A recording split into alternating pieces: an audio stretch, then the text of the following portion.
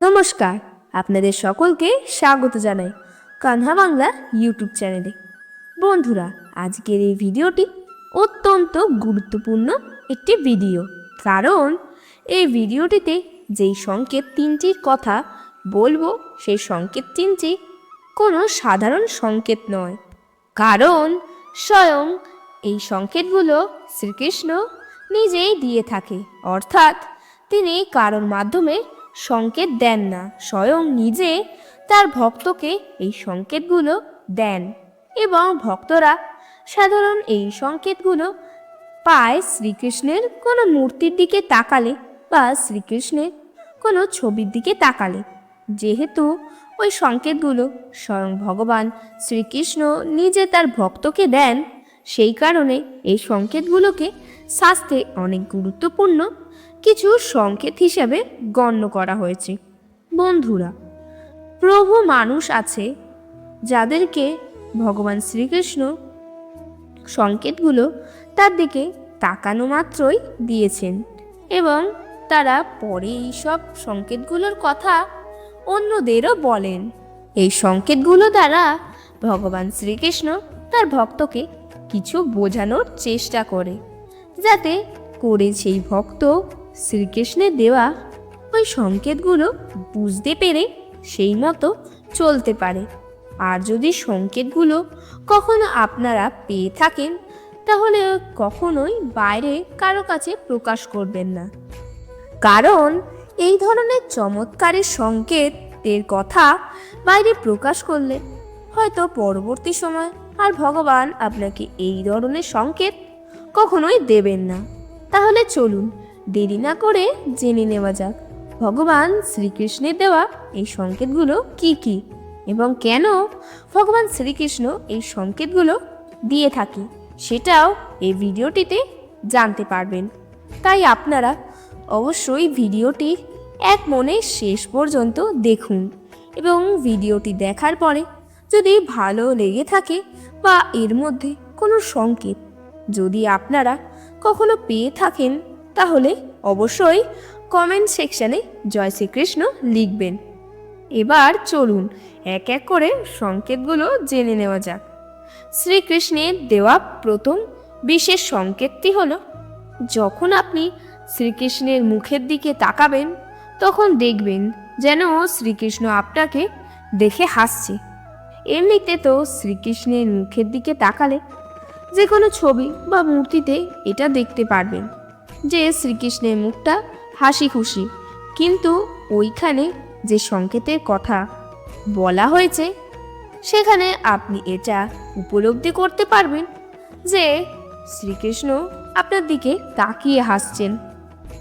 ধরুন আপনি খুব খারাপ সময়ের মধ্যে দিয়ে যাচ্ছেন এবং কোনো একটা সমস্যার কারণে খুব চিন্তার মধ্যে দিয়ে যাচ্ছেন এবং আপনি দিনরাত শ্রী ভগবানের কাছে প্রার্থনা করছেন যাতে এই সমস্যা থেকে শ্রীকৃষ্ণ আপনাকে বের করে।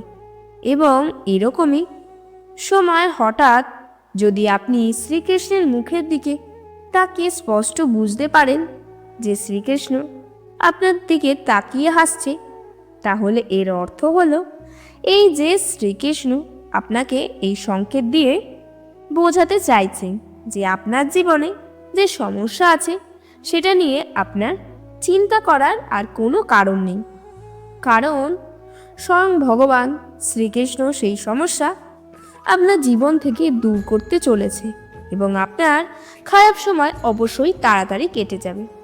তাই আপনি এই সমস্যার সময় চিন্তিত না হয়ে একটু হাসি খুশি জীবনটাকে কাটান। এই হাসি আপনার সকল সমস্যা অবশ্যই দূর করে দেবে, আর এটি শ্রীকৃষ্ণের দেওয়া অত্যন্ত বড় একটি সংকেত, যেটা সাধারণ সবাই পায় না। দ্বিতীয় সংকেতটি সেটা হলো, যদি আপনি শ্রীকৃষ্ণের মুখের দিকে তাকিয়ে একটা উপলব্ধি করেন যে শ্রীকৃষ্ণ চোখের পলক ফেলছে, তাহলে বুঝতে পারবেন এটি আপনার জন্য অত্যন্ত বড় একটি সংকেত। আপনারা হয়তো অনেকেই এটা বলতে শুনবেন যে শ্রীকৃষ্ণ তার দিকে তাকিয়ে চোখের পলক ফেলেছে এবং অনেকে এটাকে ভাবে যে এটা হয়তো মনের ভ্রম, তবে তা সত্যি নয়, কারণ শাস্ত্রটা উল্লিখিত আছে যে ভগবান অনেক সময় তার ভক্তকে চোখের পলক ফেলে সংকেত দিয়ে থাকেন। এরকম সংকেতের অর্থ সাধারণ থাকে যে আপনার যদি জীবনে কোনো সমস্যা থেকে থাকে এবং সেটা নিয়ে যদি আপনি খুব চিন্তিত থাকেন এবং ভগবানের সামনে দিনরাত প্রার্থনা করেন, তাহলে ভগবান শ্রীকৃষ্ণ আপনাকে চোখের পলক ফেলার মতো বোঝাতে চাইছেন যে আপনার করা প্রার্থনা তিনি শুনেছেন এবং খুব তাড়াতাড়ি আপনার সকল সমস্যা তিনি দূর করে দেবেন। তাই আপনার আর কোনো কিছু নিয়ে চিন্তা করার কোনো প্রয়োজন নেই। আপনি নিশ্চিন্তে জীবনযাপন করুন। তৃতীয় যে সংকেতটির কথা বলতে চলেছি, এটি আপনি শ্রীকৃষ্ণের দিকে তাকালে নয়, বরং শ্রীকৃষ্ণকে যখন আপনি কিছু খাইয়ে দিতে যাবেন, তখন দেখবেন যে শ্রীকৃষ্ণ সেই খাবারটি খেয়ে নিয়েছেন। হ্যাঁ বন্ধুরা, জন্মাষ্টমীর দিন এরকম বহু বাড়িতে দেখা গিয়েছে যে গোপালকে যখন দুধ খাইয়ে দিতে গেছে, তখন গোপাল সেই দুধ খেয়ে নিয়েছে এবং এটি অনেকের সাথেই হতে শোনা যায়।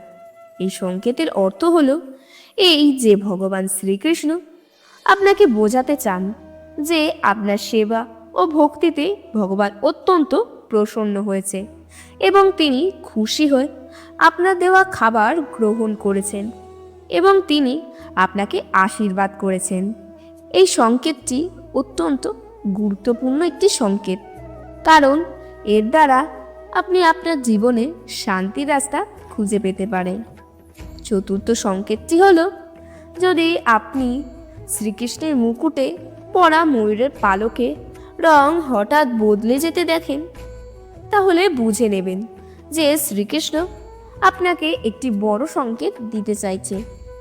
এটি যদি চোখের ভুলের কারণেই হয় তাহলে নয়, আপনাকে সঠিকভাবে এটা প্রত্যক্ষ করতে হবে যে হঠাৎ করে ময়ূরের পালকের রং যেন বদলে গেল।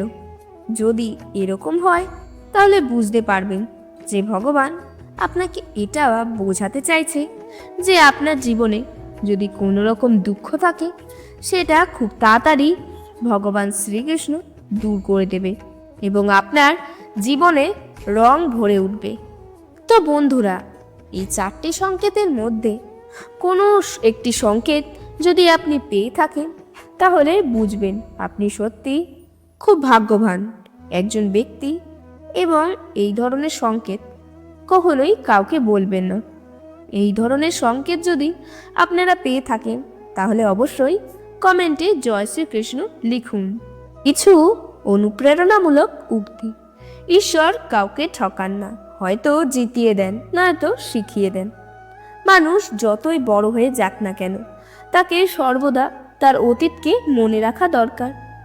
অতীত থেকে শিক্ষা নিয়ে ভবিষ্যতের দিকে এগোনো দরকার। যাহার যে অবস্থা, সে যদি তাতেই সন্তুষ্ট থাকে, তাহা হইলে তাহাকে কারোর নিকট অপদস্থ ও অপমানিত হতে হয় না।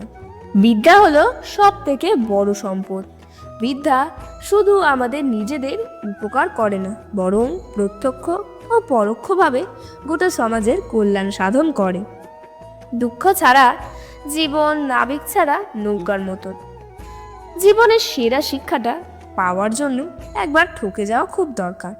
যার বাবা নেই সেই বোঝে বাবা না থাকার কষ্টটা কি। সত্যি কথা বলার সময় খুবই নম্র ও একাগ্র থাকা উচিত, কারণ সত্যের মাধ্যমে ভগবান অনুভব করা যেতে পারে। ভগবানের অনেক নাম আছে এবং তাকে বিভিন্ন মাধ্যমে প্রাপ্ত করা যেতে পারে। তুমি তাকে কী নামে ডাকো এবং কিভাবে তার পূজা করো, এটা কোনো বড় বিষয় নয়। গুরুত্বপূর্ণ এটাই যে তুমি তাকে নিজের ভিতর কতটা অনুভব করো।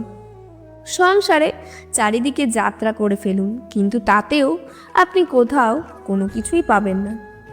যেটা আপনি প্রাপ্ত করতে চান সেটা তো আপনার মধ্যেই বিরাজমান। তুমি রাত্রের আকাশে অনেক তারা দেখতে পাও, কিন্তু যখন সূর্য ওঠে তখন সেই তারাদের আর দেখা যায় না। ঠিক এইভাবেই অজ্ঞানতার কারণে।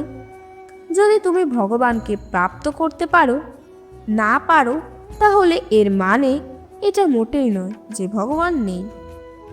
শান্তি মনের ভিতর থেকে আসে, আর সেটা ছাড়া শান্তির অনুসন্ধান করো না। সন্দেহের অভ্যাস সবচেয়ে ক্ষতিকারক, এটা মানুষকে দূষিত করে।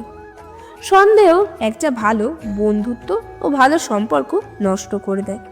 যে ব্যক্তি মানুষকে ভালোবাসে সে দুঃখের দ্বারা ঘিরে থাকে, আর যে ব্যক্তি কাউকে ভালোবাসে না তার কোনো সংকট নেই। আমি কখনোই দেখি না যে কে কি চলে গেছে, আমি সর্বদা দেখি যে কি করা বাকি আছে। অতীত নিয়ে বিভ্রান্ত হয়েও না, ভবিষ্যতে স্বপ্নে হারিয়ে যেও না, বর্তমানের দিকে মনোযোগ দাও। এটাই সুখী হওয়ার একমাত্র উপায়। পা তখনই অন্য পাকে অনুভব করে যখন সেটা মাটিকে ছোঁয়। ব্যথাগুলো খুবই ব্যক্তিগত, প্রকাশ করে লাভ নেই। নিজের ভেবে যাকে বলবে সেই আঘাত করে চলে যাবে। ঈশ্বর কখনো কাউকে ঠকান না, হয়তো জিতিয়ে দেন, নয়তো শিখিয়ে দেন। মানুষ যতই বড় হয়ে যাক না কেন, তাকে সর্বদা তার অতীতে মনে রাখতে হবে। অতীত থেকে শিক্ষা নিয়ে ভবিষ্যতের দিকে এগিয়ে যাওয়া দরকার।